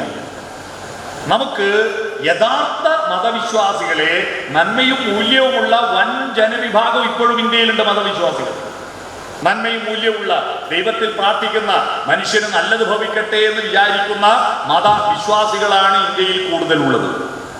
ഇന്ത്യയിൽ ഭൂരിപക്ഷം ഹിന്ദുക്കളും ഇപ്പോഴത്തെ പ്രധാനമന്ത്രിയുടെ പാർട്ടിക്ക് വോട്ട് ചെയ്യാത്തവരാണ്. ഭൂരിപക്ഷം ഹിന്ദുക്കളും ഇപ്പോഴത്തെ പ്രധാനമന്ത്രിയുടെ പാർട്ടിക്ക് വോട്ട് ചെയ്യാത്തവരാണ്. അവരെ ചേർത്ത് പിടിച്ചിട്ട് യഥാർത്ഥത്തിലുള്ള ദൈവവും യഥാർത്ഥത്തിലുള്ള തത്വശാസ്ത്രവും യഥാർത്ഥത്തിലുള്ള മനുഷ്യനെന്തെന്ന് ബോധ്യപ്പെടുത്തണം. ആ ബോധ്യപ്പെടുത്തിയിട്ട് ഈ നമ്മൾ ഉച്ചാടനം ചെയ്ത അയിത്തം, അന്ധവിശ്വാസം, അനാചാരം, ശ്രീനാരായണ ഗുരു എന്താ ചെയ്തത്? അന്ധവിശ്വാസങ്ങളും അനാചാരങ്ങളെയും എതിർക്കാൻ മതത്തിനെ എതിർക്കുകയല്ല ചെയ്തത്. അദ്ദേഹം മതത്തിനകത്തു നിന്ന് അതിൻ്റെ സൗന്ദര്യാത്മകതയെ, അതിൻ്റെ തത്വശാസ്ത്രത്തെ ആത്മോപദേശമായിട്ടും അല്ലേ, ദൈവദശകമായിട്ടും ശതകമായിട്ടും എഴുതി വെച്ചിട്ട് സുന്ദരമായ കാവ്യങ്ങളാക്കി അതിനെ ഉപയോഗിച്ചുകൊണ്ട് ബ്രാഹ്മണിക്കൽ മേധാവിത്വത്തിനെതിരായിട്ടുള്ള പോരാട്ടം, ബ്രാഹ്മണര് കല്ലെടുത്തിട്ട് അട്ടബന്ധം ഉറപ്പിച്ചിട്ട് പ്രാണായ പ്രാണ പ്രതിഷ്ഠായ സ്വാഹ, ജീവായ ജീവ പ്രതിഷ്ഠായ സ്വാഹ, ബ്രഹ്മായ ബ്രഹ്മ പ്രതിഷ്ഠായ സ്വാഹ എന്ന് പറഞ്ഞാൽ മാത്രമേ ആ കല്ലിൽ ദൈവം വരൂ എന്നതിനെ ചോദ്യം ചെയ്തുകൊണ്ടാണ് ഒരു ഈഴവൻ പ്രതിഷ്ഠിച്ചാലും ദൈവമുണ്ടാകുമെന്നതൊരു കലാപമായിരുന്നു. പക്ഷെ അദ്ദേഹം ആ പ്രതിഷ്ഠയിൽ നിന്നില്ല. അവിടുന്ന് പിന്നെയും മുന്നോട്ട് പോയിട്ട് അദ്ദേഹം പറഞ്ഞ വാക്കാണ് സെക്യുലറിസത്തിന്റെ ഏറ്റവും മനോഹരമായ വാക്ക്. മതമേതായാലും മനുഷ്യൻ നന്നായ കഴിയും. ഒരു ജാതി ഒരു മതം, എലിക്കുളം പഞ്ചായത്തിൽ ഒരു പാർട്ടി മാത്രം മതിയെന്ന് തീരുമാനിക്കുക. അപ്പോ കോൺഗ്രസ് പറയും നമ്മളെ പാർട്ടി മതി, കമ്മ്യൂണിസ്റ്റ് പറയും നമ്മളെ പാർട്ടി മതി, BJP പറയും നമ്മുടെ പാർട്ടി മതി. അപ്പൊ എന്താവും?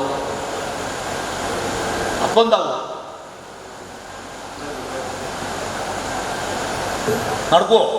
അത് പ്രാക്ടിക്കലല്ല. എന്റെ മതം മതി, എന്റെ ജാതി മതി എന്ന് പറയും എല്ലാവരും. പ്രാക്ടിക്കൽ ആയതെന്താ? ഏത് മതമാട്ടെ മനുഷ്യൻ നന്നായതാണ്. എത്ര മനോഹരമായിട്ടാണ് അതിനെ പിന്നെ അദ്ദേഹം മാറ്റി പറഞ്ഞത്.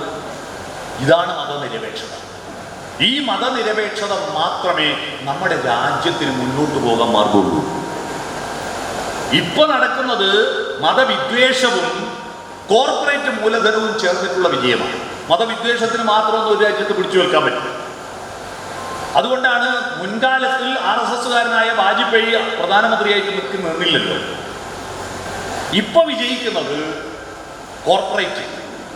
നമ്മൾ യുവാക്കളോട് നീ രാഷ്ട്രീയത്തിൽ ഇടപെടരുത്. രാഷ്ട്രീയം എന്ന് പറഞ്ഞാൽ എന്തോ ഒരു വൃത്തികേട്. അതുകൊണ്ട് നിങ്ങൾ നോക്കൂ, എല്ലാ സാമൂഹ്യ മാധ്യമങ്ങളിലും ഏത് നേതാവിനെയും തെറി പറയുന്ന കുറെ കമന്റ് ഉണ്ടാവും. നല്ല ചെയ്താലും ചീത്ത ചെയ്താലും അതിന് തെറി കമന്റുകളാണ്. ഇത് മുഴുവൻ സോഷ്യൽ മീഡിയയിൽ ചെറുപ്പക്കാർ കാണുക.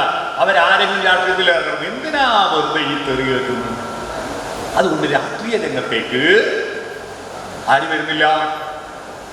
രാഷ്ട്രീയ രംഗത്തേക്ക് പുതിയ തലമുറ ബുദ്ധിയുള്ളവരും സ്നേഹമുള്ളവരും നന്മയുള്ളവരും വരാതിരിക്കും. പിന്നെ ആരാ അങ്ങനെ കയറുക? ദൈവത്തിന്റെ പേര് പറഞ്ഞവര് രാഷ്ട്രീയത്തിലേക്ക് കയറും. അവിടെ ഒന്നും പറഞ്ഞുകൂടാ. പറഞ്ഞാൽ ദൈവത്തിനെതിരായിട്ട് പറഞ്ഞിട്ട് ഭയങ്കര കലാപമുണ്ട്. അവർ കൊണ്ടൂല. നിങ്ങൾ മനസ്സിലാക്കണം, അതിന്റെ ഒരു ദുരന്തം. ഒരു നേതാവിന് എന്തും പറയാം, ആർക്കും പ്രശ്നം ഉണ്ടാവില്ല. പക്ഷേ ഒരു മതമേധാവി എന്തോ പറഞ്ഞാലോ കടന്നൽ കൂടെ പോലെ കളയും. അത് പഠിച്ചിട്ട് ആരും പറയില്ല. അപ്പൊ രാഷ്ട്രീയ രംഗത്തേക്ക് കയറാൻ എളുപ്പമാർഗം എന്താ? എളുപ്പമാർഗം ജനങ്ങളുടെ ഇടയിൽ, സാധാരണക്കാരുടെ ഇടയിൽ പ്രവർത്തിച്ച് രാഷ്ട്രീയ പ്രവർത്തനത്തിൽ പങ്കെടുക്കുന്നതല്ല. എളുപ്പമാർഗം ഭക്തിമാർഗത്തിലൂടെ ദൈവമാർഗത്തിലേക്ക് എത്താൻ എളുപ്പമാണ്. എന്ന് പറഞ്ഞാൽ ഞങ്ങളുടെ നാട്ടിൽ കവുങ്ങിന്റെ അടക്ക പൊളിക്കാനായിട്ട് അപ്പുറത്തെ കവുങ്ങിൽ കയറാൻ പ്രയാസമുള്ളത് ഇപ്പുറത്തെ കവുങ്ങ് കയറിയിട്ട് ആടിയിട്ട് അപ്പുറത്ത് പിടിച്ച് പൊളിക്കുന്ന ഒരു പരിപാടിയാണ്. അതാണിപ്പോൾ ഇവിടെ നടക്കുന്നത്. രാഷ്ട്രീയത്തിലൂടെ അല്ലാതെ വിശ്വാസത്തിലൂടെ രാഷ്ട്രീയ അധികാരം പിടിച്ചെടുക്കാനുള്ള സൂത്രപ്പണിയാണ് ഇന്ത്യയിൽ ഇപ്പം നടക്കുന്നത്. ആ നടക്കുമ്പോൾ നമ്മുടെ പുതിയ തലമുറയെ രാഷ്ട്രീയം പഠിപ്പിക്കട്ടെ. എന്താ രാഷ്ട്രീയം? കക്ഷി രാഷ്ട്രീയമാണ് രാഷ്ട്രീയമെന്ന് ധരിച്ചുപോയി. നമ്മൾ ഈ റോഡിലൂടെ യാത്ര ചെയ്യുന്നത് രാഷ്ട്രീയമാണ്. നമ്മൾ സ്കൂളിൽ പഠിക്കുന്നത് രാഷ്ട്രീയമാണ്. നമ്മൾ ചിന്തിക്കുന്നത് പോലും രാഷ്ട്രീയമാണ്. രാഷ്ട്രീയം എന്ന് പറയുന്നത് മനുഷ്യക്കൂട്ടത്തിന്റെ ഒത്തൊരുമയാണ്. അതിൽ 5 ഘടകങ്ങളുണ്ട്. രാഷ്ട്രീയം, ഒരു മനുഷ്യൻ നിലനിൽക്കണം 5 ഘടകമുണ്ട്. ഒന്ന് ചിന്തയാണ്. ആദ്യം ചിന്ത. കുരുവിൻ്റെ അകത്ത് മരം ഉണ്ടാകുമെന്ന ചിന്തയാണ് മനുഷ്യനെ മൃഗത്തിൽ നിന്ന് വ്യത്യസ്തനാക്കിയത്. ഭക്ഷണം തേടി പോകുന്ന പണ്ടത്തെ ആ കാട്ടാളൻ ഉടുതുണിയില്ലാതെ കൃഷിയില്ലാതെ പോകുമ്പോ ഒരു സുപ്രഭാതത്തിൽ ഈ പ്രസവിച്ച് കിടക്കുന്ന പെണ്ണിന് ഇത് ഭക്ഷണം കൃഷിയില്ലല്ലോ, മരത്തിന്റെ മേലെ കയറിയിട്ട് പറിച്ചു തിന്നുകയും മണ്ണ് കിളച്ചു തിന്നുകയും മൃഗങ്ങളെ കൊന്നു തിന്നുകയും ചെയ്യുമ്പോൾ ഗർഭിണിക്കും കുഞ്ഞിനെ പ്രസവിച്ചവൾക്ക് ഇതിന്റെ കൂടെ പോകാൻ പറ്റില്ല. അവളെ ഗുഹക്കകത്ത് ഇരുത്തിയിട്ട് ബാക്കി കാട്ടാളന്മാര് ഭക്ഷണം തേടി പോയപ്പോ അവർക്ക് കിട്ടിയ ഭക്ഷണത്തിന്റെ ഒരു പങ്ക് ഇവക്ക് കൊണ്ടു കൊടുത്തപ്പോ അവളത് തിന്നുമ്പോൾ അതിനകത്തുള്ള കുരു പല്ലിന് പിടിക്കാത്തതുകൊണ്ട് കുരുവാണോ എന്നൊന്നും അറിയില്ല, വാക്കില്ല. അവളത് ഗുഹക്ക് അന്ന് ചവിട്ടുമ്പോൾ തുറക്കുന്ന മൂടിയുള്ള പാത്രം ഇല്ലാത്തത് കൊണ്ട് ഗുഹക്ക് പുറത്തേക്ക് വലിച്ചെറിഞ്ഞു. ചവിട്ടുമ്പോൾ തുറക്കുന്ന മൂടിയുള്ള പാത്രമൊന്നും ഇല്ലല്ലോ, വലിച്ചെറിഞ്ഞു. എന്നിട്ട് ആ പുറത്ത് മഴ പെയ്തിട്ട് ഇവൾ പുറത്തെറിഞ്ഞ കുരു കുതിർന്നിട്ട് അതിൻ്റെ അകത്തുനിന്ന് മാണിസാറിന്റെ ചിഹ്നം പൊങ്ങി വന്നു. 2 ഇല. ആ 2 ഇല 4 ഇല 8 ഇലയായപ്പോ അതിൽ സൂക്ഷിച്ചു നോക്കുമ്പോ കുരുവിന്റെ അകത്ത് മരമുണ്ടെന്ന അറിവാണ് മനുഷ്യനെ, മൃഗത്തെ മനുഷ്യനിലേക്ക് മാറ്റിയത്. നട്ട മുളക്കൊന്ന് അങ്ങനെ നടാൻ വേണ്ടിയിട്ടാണ് കൂട്ടമായി ഒത്തത്. കൂട്ടമായി നട്ടപ്പോഴാണ് നാടുണ്ടായത്. അതുവരെ എത്തിയെടുത്ത് കിടക്കും പിന്നെയും നടക്കല്ലേ.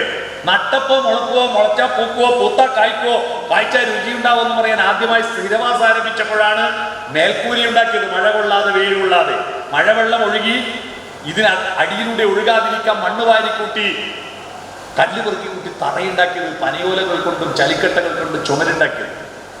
അങ്ങനെ അടുത്തിരുന്നപ്പോഴാണ് അട്ടഹാസത്തിൽ നിന്ന് ബഹളം വെക്കുന്നതിന് മെല്ലപ്പറച്ചിലുണ്ടായത്. അങ്ങനെയാ ഭാഷ ഉണ്ടായത്. മെല്ലെ പറയാ അടുത്തിരുന്നല്ലോ. അടുത്തിരുന്നപ്പോഴാ നാണം വന്നപ്പോഴാ വസ്ത്രം ഉണ്ടായത്. അടുത്തിരുന്ന് അങ്ങോട്ടും ഇങ്ങോട്ടും നോക്കാൻ തുടങ്ങിയപ്പോ നാണം വന്നു, വസ്ത്രം ഉണ്ടായി. അപ്പോഴേക്ക് ഇവർ നട്ടത് കായ്ച്ചിട്ട് പറിച്ചെടുത്ത് പങ്കുവെച്ചപ്പോഴാണ് സ്നേഹം ഉണ്ടായത്. പറിച്ചെടുത്തിട്ട് എല്ലാവർക്കും പങ്കുവെച്ചു. എന്നിട്ട് ബാക്കിയുള്ളത് ഉണക്കി വെച്ചപ്പോഴാണ് സമ്പാദ്യം ഉണ്ടായത്. സൂക്ഷിച്ചു വെച്ചു, ആവശ്യമുള്ളവർക്ക് കൊടുത്തു, അവരടുത്തുള്ള ഇങ്ങോട്ട് വാങ്ങി. ഇങ്ങോട്ട് വാങ്ങുമ്പോൾ എപ്പോഴും കൊടുക്കുമ്പോൾ അവരെ കയ്യിൽ നിന്ന് ഇങ്ങോട്ട് വാങ്ങാനൊന്നും ഇല്ലാത്തപ്പോ ഞാൻ 5 വെള്ളരിക്ക തന്നിട്ടുണ്ട്, അതിനെന്താ വേണ്ടത്, അതിനൊരു അടയാളം വേണമെന്ന് പറഞ്ഞു. അപ്പൊ അവനെന്ത് ചെയ്തു, കല്ല് പാറക്കൊരു വരച്ചിട്ട് ഉരുട്ടിയിട്ട് 5 വെള്ളരിക്ക 5 കല്ല് കൊടുത്തു. പിന്നെ ഈ 5 കല്ല് അവൻ വെള്ളരിക്ക കൃഷി ചെയ്യുമ്പോൾ ഈ 5 കല്ല് കൊടുത്തിട്ട് അവൻ്റെ വെള്ളരിക്ക ഇങ്ങോട്ട് വാങ്ങിയ. അങ്ങനെയാണ് നാണയം ഉണ്ടായത്. മനുഷ്യനുണ്ടാകാൻ 5 ഘടകങ്ങളുണ്ടായി. എന്തല്ല?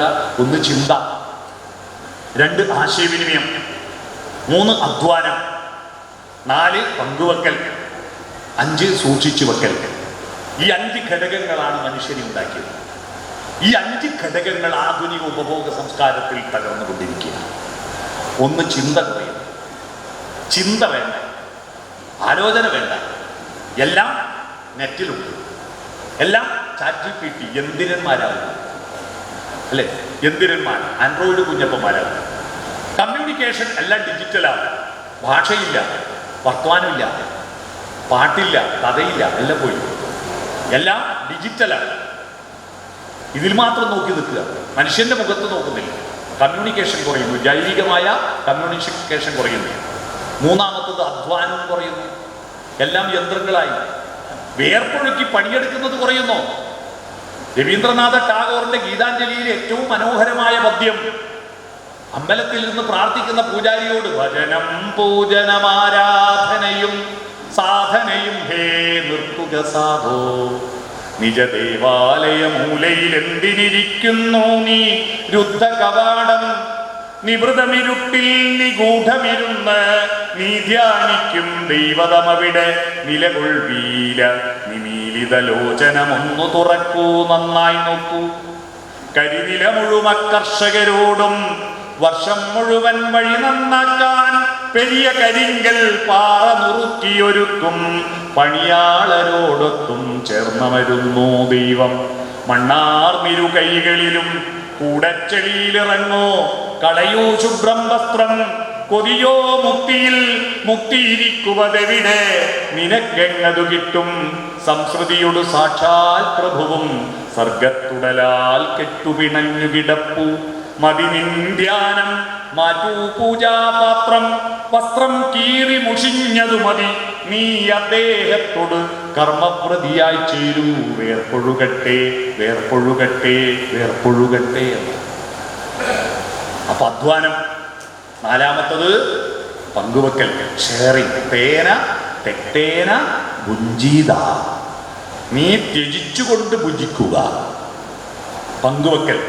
5-മത്തത് ധൂർത്തടിക്കാതെ സൂക്ഷിച്ചു വെക്കൽ, സൂക്ഷിച്ചു വെക്കൽ. സമ്പാദ്യം ഉണ്ടാക്കൽ, അടുത്ത തലമുറക്കായിട്ട് സൂക്ഷിച്ചു വെക്കൽ. ഈ 5 ഘടകങ്ങൾ ഉണ്ടെങ്കിലേ മനുഷ്യ സംസ്കാരത്തിന് മുന്നോട്ട് പോകാൻ പറ്റും. ഈ 5 ഘടകങ്ങൾ തകർത്തിട്ട് അത് മുഴുവൻ ദൈവത്തെ ഏൽപ്പിച്ചിട്ട് അവനവന്റെ ഉത്തരവാദിത്വത്തിൽ നിന്ന് ഒളിച്ചോടുക എന്നതാണ് വിധിവിശ്വാസം. എനിക്ക് തലയിൽ എഴുതിയിട്ടുണ്ട്, അത് കിട്ടും, ഞാൻ പിന്നെ എന്തിനാ കഷ്ടപ്പെടുന്നത്, എന്തിനാ ഞാൻ നീറ്റ് പരീക്ഷ എഴുതുന്നത്, തലയിൽ എഴുതിയിട്ടുണ്ട് ഡോക്ടർ ആവോ. എന്തൊരു ഭീകര, രാജ്യത്തെ തകർത്ത വിശ്വാസമാണ്. ഒരു പെണ്ണിന് ഒരു പയ്യൻ ആരാണെന്ന് അവൾ എഴുതി വെച്ചിട്ടുണ്ട്, ഒരു പയ്യനെ ഏതാ പെണ്ണെന്ന് എഴുതി വെച്ചിട്ടുണ്ട്. SP ബാലസുബ്രഹ്മണ്യൻ തമിഴിലും പി ജയേന്ദ്രൻ മലയാളത്തിലും പാടിയ പാട്ട് കേട്ടിട്ടില്ലേ? കളഭച്ചുവരുവച്ചമീട് ഇളപ്പൂ കല്യാണമാല ഇന്നാർക്ക് ഇന്നാരെന്ന് എഴുതി വച്ചല്ലോ ദൈവം കല്ലിൽ. ഈ വിധിവിശ്വാസം നമ്മുടെ രാജ്യത്തെ തകർക്കും. ആ വിധിവിശ്വാസത്തിന്റെ മുഖം പിടിച്ചു മാറ്റി സ്വന്തം കൈകൾ ആകാശത്തേക്ക് ഉയർത്തുമ്പോഴാണ് മനുഷ്യൻ പുരോഗതിയിലേക്ക് നയിച്ചത്. അപ്പോഴാണ് ഭാരതം ഉണർന്നത്. അതിനു മുമ്പേ അമ്പലങ്ങൾ ഉണർന്നിട്ടും പള്ളി ഉണർന്നിട്ടും രാജാക്കന്മാരും പുരോഹിതന്മാരും മന്ത്രങ്ങളും യാഗശാലകളും ഉണർന്നിട്ടും നമ്മുടെ രാജ്യം വിദേശികളുടെ കയ്യിലേക്ക് പോയി. അതിൽ നിന്ന് മോചിതരായത് ഈ അമ്പലത്തിലും പള്ളിയിലും കൊട്ടാരത്തിലുള്ളവർ ഉണർന്നിട്ടല്ല. ഇന്ത്യ രക്ഷപ്പെട്ടത് വയലുകളിൽ പണിയെടുക്കുന്നവരും തൊഴിൽ ചെയ്യുന്നവരും ഉണർന്നിട്ട. സ്കൂളിൽ പഠിക്കുന്നവനും കോളേജിൽ പഠിപ്പിക്കുന്നവനും ഉണർന്നിട്ട ഇന്ത്യ രക്ഷപ്പെട്ടത്, അല്ലാതെ മന്ത്രം ചൊല്ലുന്നവൻ ഉണർന്നിട്ടല്ല ഇന്ത്യ രക്ഷപ്പെട്ടത്. ആ രക്ഷപ്പെട്ട ഇന്ത്യ ഇപ്പൊ കുറച്ച് മെച്ചമായപ്പോ ആ പണ്ട് ഉറങ്ങിപ്പോയ ടീമല്ല ഇപ്പൊ ഞങ്ങൾ ഉണർന്ന ദേശം ഉണർന്നു എന്ന് പറഞ്ഞ് വരിക. ഇതിനെ എളുപ്പത്തിൽ അങ്ങനെ അംഗീകരിച്ചു കൊടുക്കാൻ കഴിയില്ല. അതുകൊണ്ട് ചെറിയ പണിയൊന്നുമല്ല. മതനിരപേക്ഷതയിൽ വിശ്വസിക്കുന്നവർക്ക്, പുരോഗമനാത്മകതയിൽ വിശ്വസിക്കുന്നവർക്ക് എളുപ്പമല്ല ശത്രു. പണ്ടെല്ലാം നാടുവാഴികൾ പോലീസും വന്നിട്ട് നേരിട്ട് അടിക്കുമായിരുന്നു. ഇപ്പൊ ആരും നേരിട്ടൊന്നും അടിക്കുന്നില്ല. ഇപ്പോ ഏതൊരു മനുഷ്യൻ എൻ്റെ സോഷ്യൽ മീഡിയയിൽ എന്ത് പോസ്റ്റ് ചെയ്താലും അതിനെ എതിർക്കാൻ 25 പേര് ശമ്പളം കൊടുത്ത് നിൽക്കുന്നുണ്ട്. അറിയോ? ഈ ശമ്പളം കൊടുക്കുന്നത് അലഹബാദിലെ ഒരു ആഭ്യന്തരമന്ത്രിയുടെ ഒരു പ്രത്യേക സെക്രട്ടേറിയറ്റ്. ഞാൻ പോയി കണ്ടു ആ സെക്രട്ടേറിയറ്റ്. അവിടെ സർക്കാർ ഉദ്യോഗസ്ഥന്മാരല്ല, റിട്ടയറായ 50 IAS അവിടെ ജോലി ചെയ്യാം. ഒരുപാട് ജീവനക്കാർ. ലോകത്ത് ഈ രാജ്യത്ത് ആര് പോസ്റ്റ് ഇട്ടാലും അവരെ ശ്രദ്ധിക്കും. അതിനൊടനെ ആ മറുപടി കൊടുക്കേണ്ട 25 മെസ്സേജ് കൊടുക്കും.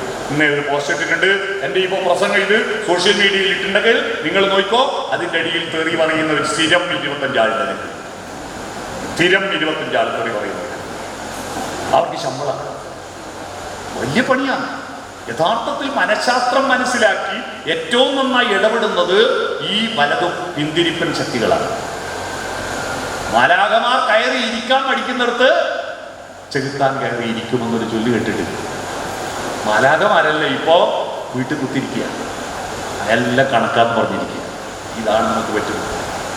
പ്ലേറ്റോ പറഞ്ഞ ഒരു കാര്യം മാത്രം പറഞ്ഞ് ഞാൻ എൻ്റെ പ്രസംഗം അവസാനിപ്പിക്കും. പ്ലേറ്റോ പറഞ്ഞത്, നിങ്ങൾ എന്തിനാണ് രാഷ്ട്രീയത്തിൽ ഇടപെടുന്നത്? നിങ്ങളെക്കാൾ വിവരം കെട്ടവരും കഴിവ് കെട്ടവരും നിങ്ങളെ ഭരിക്കാതിരിക്കാനാണ് നിങ്ങൾ രാഷ്ട്രീയത്തിൽ ഇടപെടുന്നത്. അതുകൊണ്ട് അനങ്ങാതിരിക്കരുത്. പുതിയ ഉപഭോഗ സംസ്കാരം നമ്മുടെ ചെറുപ്പക്കാരോട് പറയാ, നീ 5 സ്റ്റാർ മുട്ടായി നിന്നാൽ മതി, ഒന്നും ചെയ്യാതിരിക്കും. ഒരു പരസ്യം കണ്ടില്ലേ?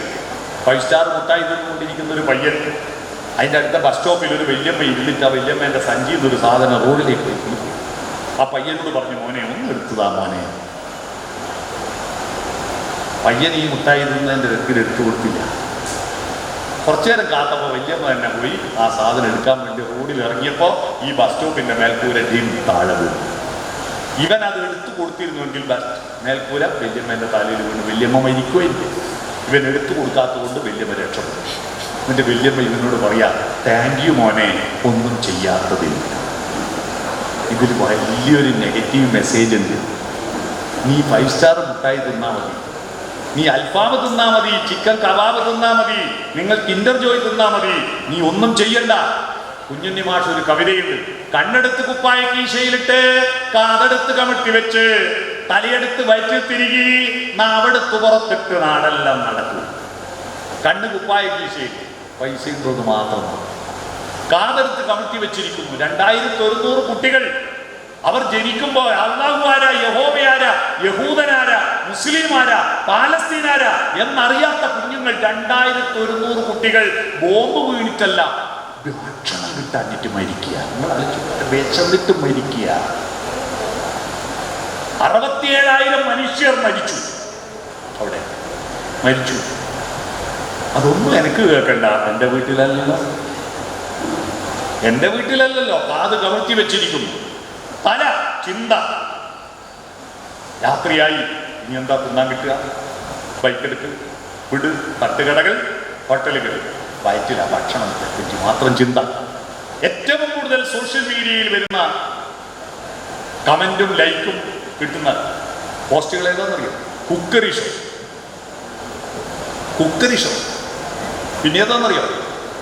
പിന്നെ ദൈവത്തിൻ്റെ എന്തൊക്കെ കാര്യം പോസ്റ്റ് ചെയ്ത, നല്ല കാര്യം ഏതൊക്കെ ഒരു ശാസ്ത്രത്തെ പറ്റി എഴുതിയാൽ. അതിന് ഞാൻ ഇന്നലെ ഗണപതിയുടെ ഒരു പ്രത്യേക സ്വർണ്ണ വിഗ്രഹം, അരി ഇങ്ങനെ ഗണപതിയുടെ വിഗ്രഹത്തിലേക്ക് ചാടിപ്പിടിക്കുന്ന ഒരു വീഡിയോ ലക്ഷക്കണക്കിന് ആൾ ഷെയർ ചെയ്തു.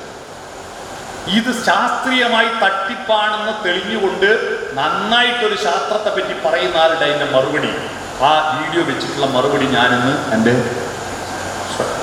ഷെയർ ചെയ്യും. ആരും മൈൻഡ് ചെയ്യുന്നില്ല. സത്യം ചെരുപ്പിട്ട് പുറത്തിറങ്ങും മുമ്പ് കളവ് ലോകം ചുറ്റി വന്നിട്ടുണ്ടാവെന്ന് പറയുന്നത് മനസ്സിലായി. അതിന് ഇഷ്ടം പോലെയാണ്. തിന്നണ്ട കാര്യത്തെ പറ്റി ചിന്ത വേറെ ഒന്നും വേണ്ട. നാവെടുത്ത് പുറത്തിടുക. എന്തോ പറഞ്ഞാൽ ഭയങ്കര തെറിയ, ഭയങ്കര ആക്ഷേപങ്ങളാണ്. എന്ത് ചെയ്താലും ആക്ഷേപം. അത്തരത്തിൽ നടക്കുന്ന ഒരു തലമുറയെ സൃഷ്ടിക്കാതിരിക്കാൻ നമുക്ക് ഇത്തരത്തിലുള്ള സംവാദവേദികൾ ഉണ്ടാകും. ഒന്നിച്ച് ചർച്ച ചെയ്യണം. നമ്മുടെ വീട് ഹൃദയം തുറന്ന് വർത്തമാനം പറയണം.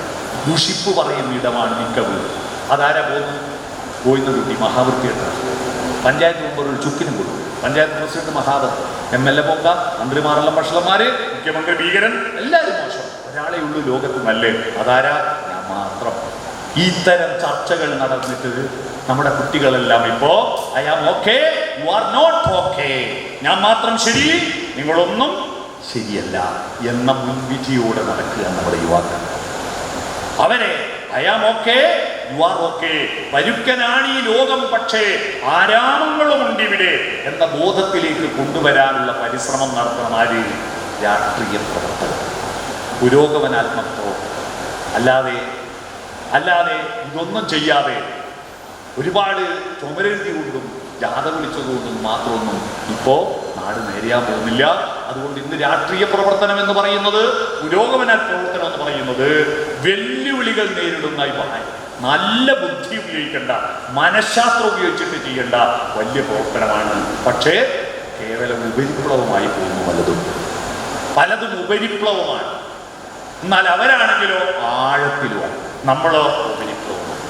അതുകൊണ്ട് ഇത്തരത്തിൽ പുരോഗമന വീക്ഷണങ്ങളുള്ള മുഖം പോലെയുള്ള സാംസ്കാരിക പ്രതിരോധ വേദിക്കാർ നല്ല സംവാദങ്ങൾ ഉണ്ടാകും. നമ്മുടെ തെരുവുകൾ ഇപ്പോൾ രാഷ്ട്രീയം പറയരുതെന്ന് ബോർഡ് വെക്കുന്നു. പണ്ട് നമ്മുടെ നാടുകൾ തെരുവുകളിൽ ഈ ഇരുമ്പിന്റെ ഷട്ടർ വരുന്നതിന് മുമ്പ് ഞങ്ങളുടെ നാട്ടിലൊക്കെ ഈ പലക, നിരപ്പലക ഇങ്ങനെ മേലോട്ട് കയറ്റി താഴോട്ട് ഇറക്കിയിട്ടുള്ള പലക കൊണ്ടാ കട കൊട്ടുക. രാവിലെ കടയുടെ ഉടമ പലകയായി എടുത്ത് വരാന്തയുടെ ഇടതുവശത്ത് പകുതിയും വലതുവശത്ത് പകുതിയും അട്ടിയിടും. അങ്ങനെ അപ്പുറത്തും ഇപ്പുറത്തും ഇരിക്കാൻ ആളുണ്ടാവും. അവിടെ 2-3 പത്രം ഉണ്ടാവും.